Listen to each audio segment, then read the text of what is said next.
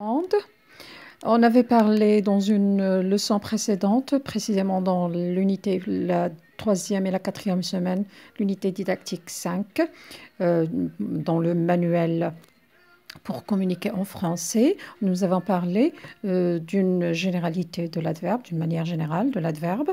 On avait précisé qu'il y a trois types. Vous devez connaître pour l'instant trois types: les adverbes de temps, de lieu et de manière.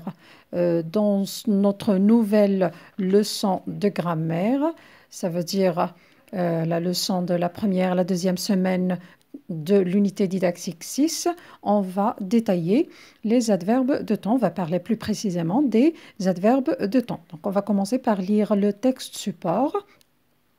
Hier, les enfants sont allés au cirque. Ils ont bien ri. Le clown parlait souvent à ceux qui étaient au premier rang. Parfois, il pleurait, mais tout à coup, il se mettait à amuser son public. Finalement, on a pris des photos avec lui. On les fixera plus tard dans l'album de classe.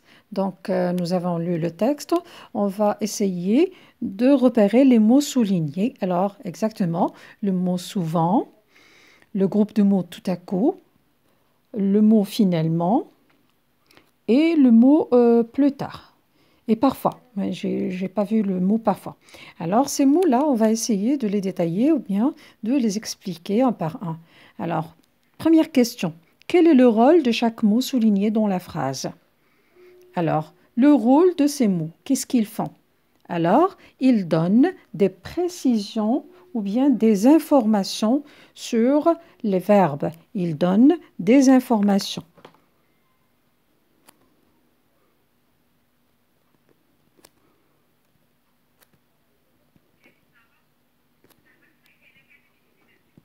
Voilà. Deuxième question, qu'est-ce qu'ils expriment? Alors, tous ces mots-là expriment le temps. Donc, ils expriment le temps. Troisième question, est-ce qu'ils changent? Alors là, si on fait changer les phrases du singulier au pluriel ou bien du masculin au féminin, ces mots restent tels qu'ils sont.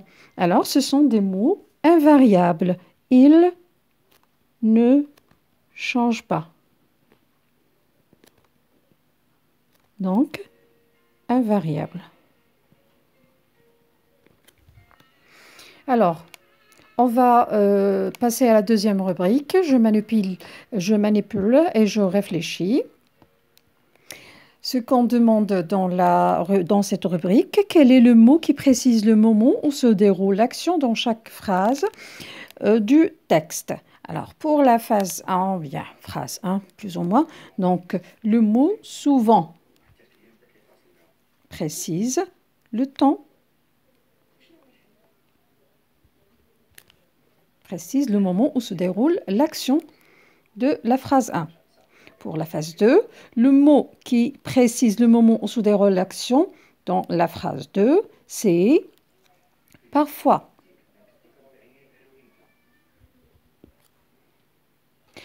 Le troisième mot, ou bien dans la troisième phase, ou bien dans la troisième phrase, on a là un groupe de mots, pas un mot. Donc l'adverbe de temps peut être un groupe de mots. Donc on a là trois mots, tout, à, coup, donc un groupe de mots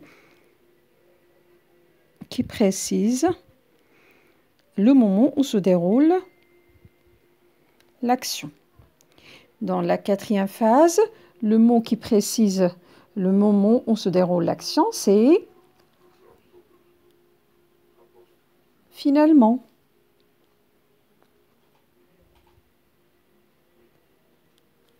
Finalement, on vient à la fin, donc la dernière phrase. Le mot qui donne des précisions sur le moment où se déroule l'action, c'est le groupe de mots plus tard. Là.